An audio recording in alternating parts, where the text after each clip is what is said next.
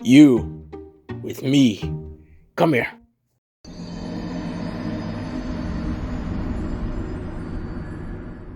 This is my friend.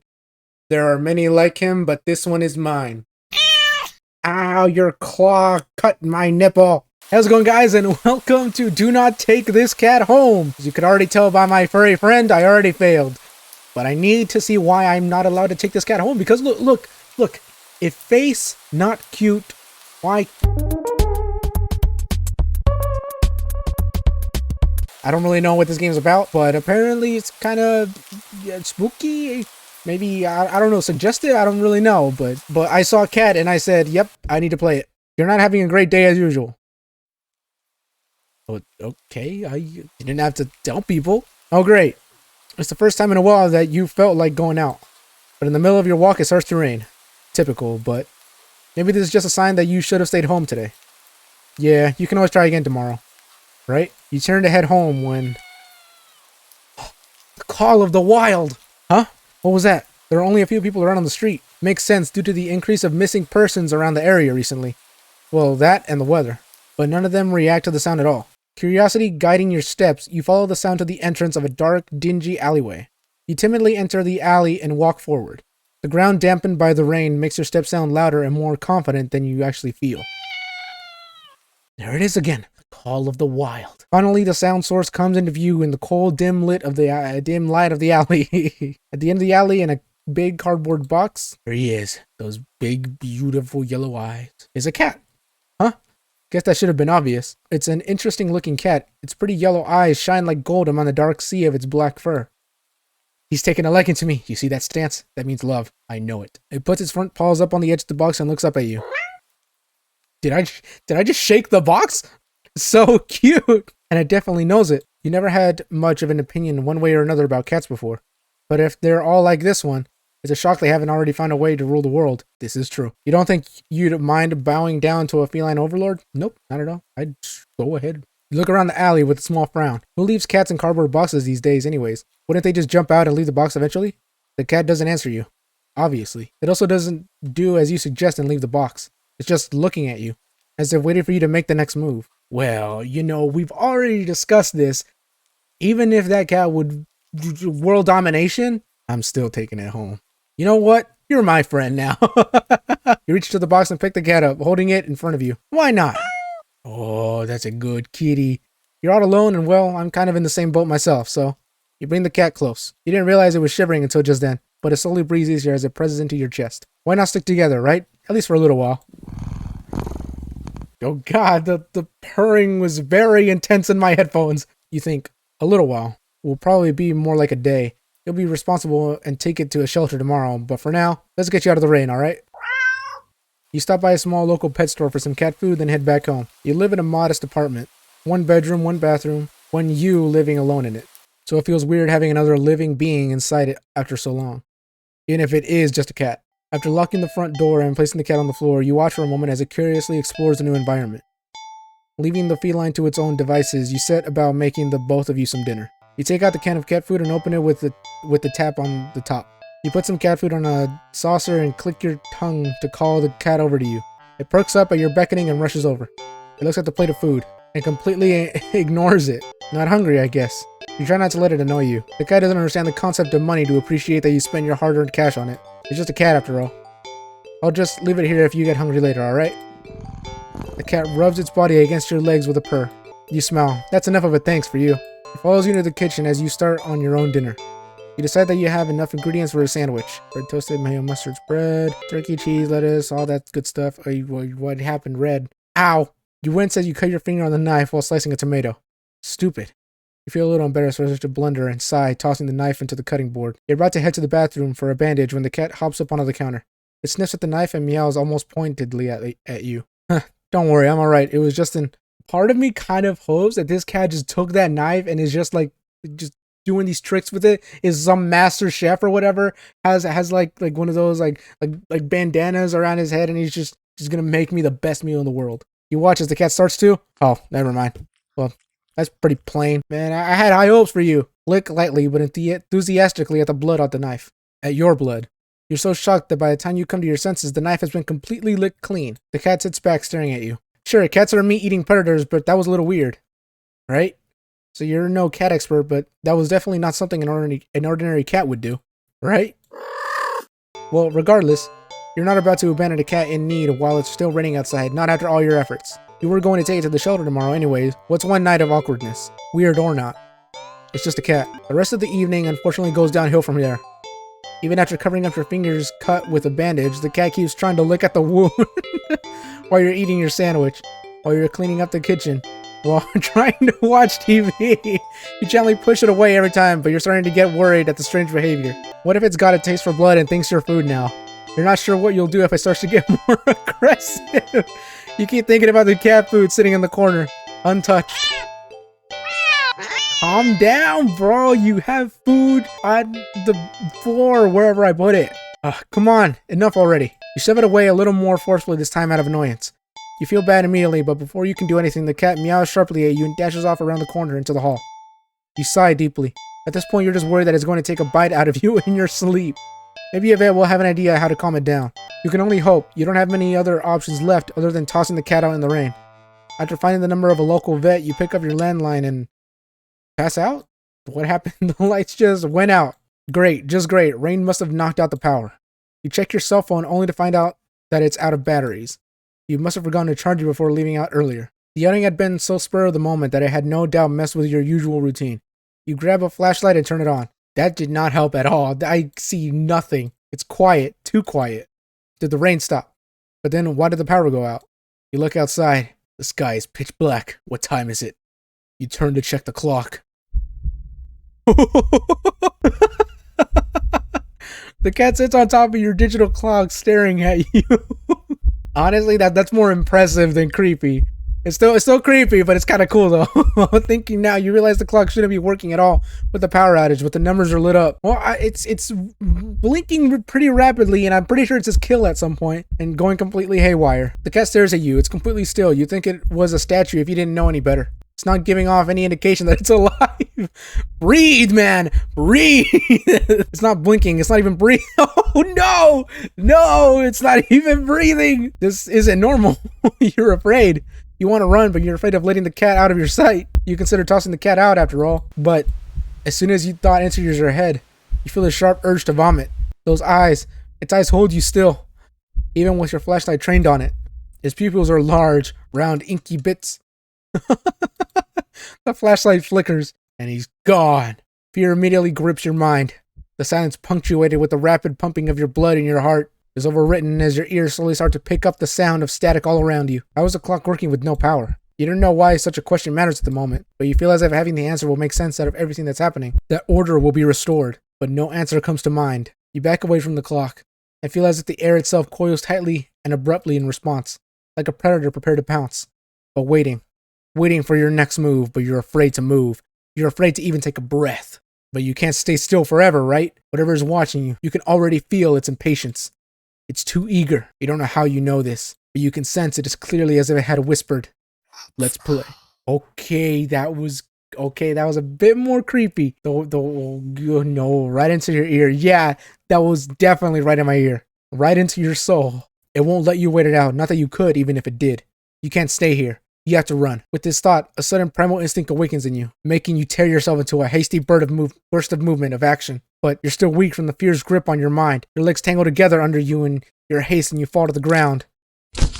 Oh god, did I fall on the knife or something? A sharp pain explodes in the center of your foot. At first, you think you've broken your ankle, but something warm, wet trickles down the length of your foot, pulling underneath it. You hear the sound of metal scraping on tiles after skidding across the floor as if it had been kicked. Okay, I did not mean to be right. Wounded from your fall, you look up in a daze and see the object glinting in a strange light coming in from outside. The light pouring in from your now open front door. The thoughts of how, when, who, what in regards to your inexplicably open door screech to a halt. As your brain finally identifies the metallic object you've been staring at. It's your kitchen knife. And still tinted red from your earlier blunder? That's not right. Wasn't it completely lit clean by the... You gulp dryly at the pain on your foot. You barely have time to wonder how the knife ended up in your living room floor to be stepped on, instead of resting on your cutting board in the kitchen where you'd left it. If that's all you saw, that'd be pretty creepy. When you spy something in the dark, it's just beyond the knife. It spies right back at you. He just comes into view slowly. A pair of glowing golden eyes come forward as the cat emerges from the shadows into the light from your doorway. It pads lightly over to the knife as if skipping into light. Oh, hi, buddy, and bends down to lap the blood dripping from the blade. Your senses slowly begin to overwhelm you.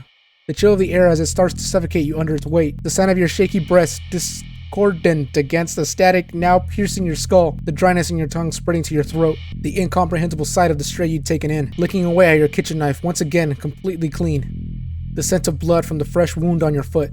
He's looking at you like, I need more. Golden eyes slide up to you as if in response to your sudden realization. Blood.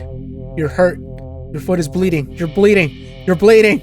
Your cat barely moves, or the cat barely moves, shouldering, twitching as if it's just considering the act of bouncing forward. But you're already on your feet and out the door. You run, or rather limp down the empty street. The sky is black and bleeding red, but there's a strange light emitting from nowhere that casts everything else in white. The houses, the trees, the road, even you. Everything. Except your blood. You can just barely glimpse the blood imprints your injured foot leaves in your wake with every impact it makes with the ground. It hurts. It hurts. But you can't stop. You don't stop. Not when the shadows grow around you. Not when you feel the gaze of eyes all over you. Not when the road ahead of you is darkened by a long shadow of something behind you. Even then, you don't stop running because if that's the cat right there ahead of you, then what in the world is behind you? That's creepy. In this situation, I think I'd rather just keep running. Interesting. Oh, very, very interesting. Ending 0, it begins. Oh, really? What? Aw, man.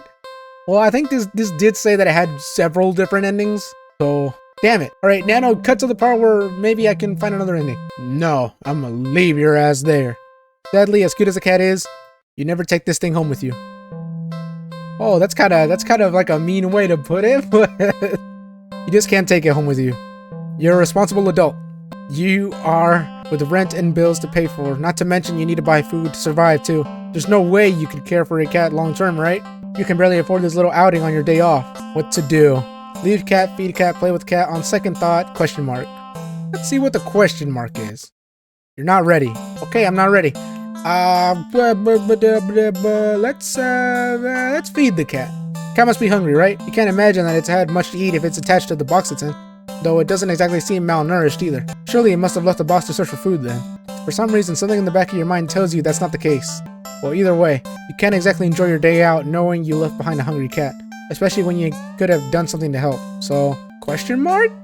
Not yet, okay. I'm pretty sure there's nothing in my pockets, but you dig into your pockets and I find string. Not very helpful. An eager and excited cat leaping for it could easily lead to you getting bitten and scratched. In your right pocket, a bar of chocolate. Can cats eat chocolate? I know dogs can, but I don't know about cats. You find a chocolate bar. Is it? No, it's not even expired.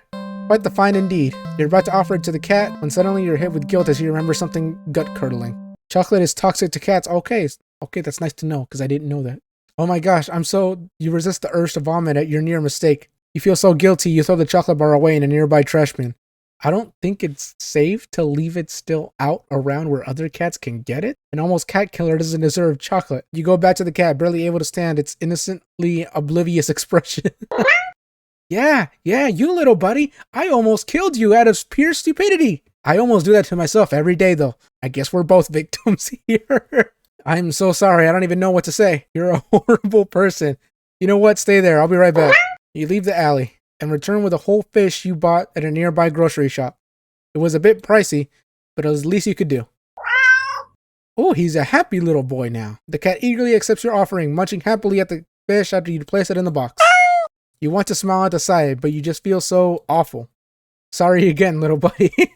The cat seemingly pays you no mind as you slip back out of the alley. Not feeling like you deserve a peaceful day out, you decide to just head back home.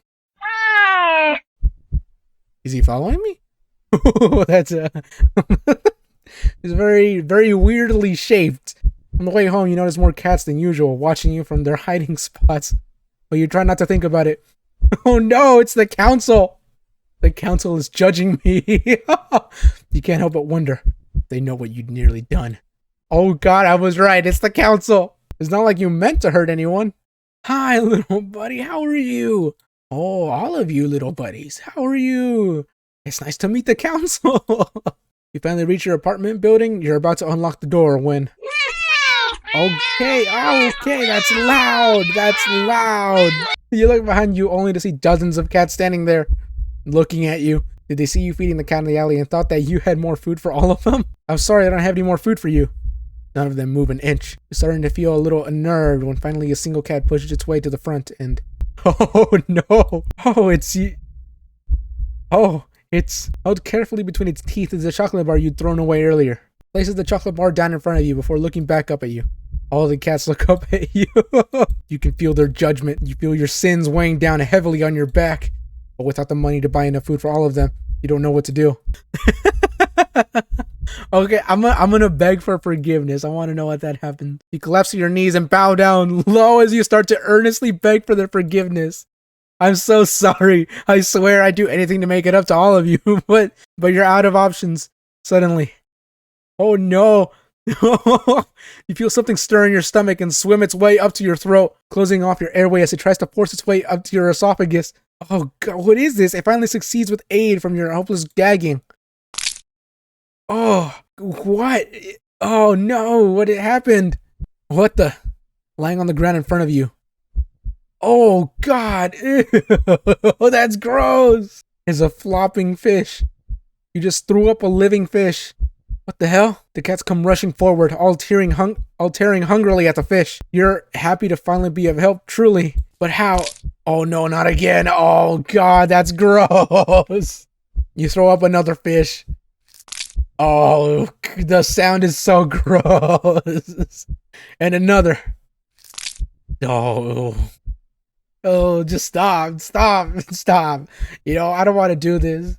And another. Your stomach hurts. You're getting dizzy. You fall to your knees. Tears and snot are streaming down your face by the time you cough up a final tiny bloody fish and collapse forward. Your throat and stomach both burn in a way that feels dangerous. You start to fade out. Despite the pain, you strangely feel a little more overwhelming sense of hopeful pride that you've made up for your disgusting actions, that you've been forgiven. The sound of happy cats munching away at their fish fills your ears. Oh, thank you so much. You feel something being nudged into your hand. It feels like it's the bar of chocolate you'd found in your pocket. You smile weakly.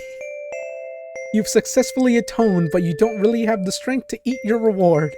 Sadly, the last taste in your mouth as you leave this mortal coil doesn't get to be that of chocolate, but raw fish. Ending 24, fishing for pardon. Okay, I just looked. There's 39 endings and one true ending. I thought this would be like you know, somewhat of like a small, quick little game. God, I don't have time for all 39 and to find the one true one. I don't even know how to even go about that. So I think I'm gonna end it there. I think that's a good way to end it, where I just die because I throw up fish, like anyone else would in this situation, obviously.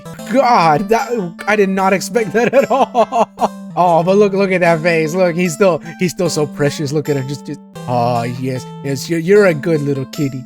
But like I said, I'm gonna leave it right there. Maybe I'll pick it up, maybe not. I don't really know. But this is a very, very interesting one, and I think the other endings are gonna be quite creative, I guess, if I ever get to it. But thank you everybody so much for watching. That was Do Not Take This Cat Home, and I think we might know why. If you liked it, please leave a like, leave any comment if you want, and subscribe for more. And I'll see y'all in the next one. Bye guys.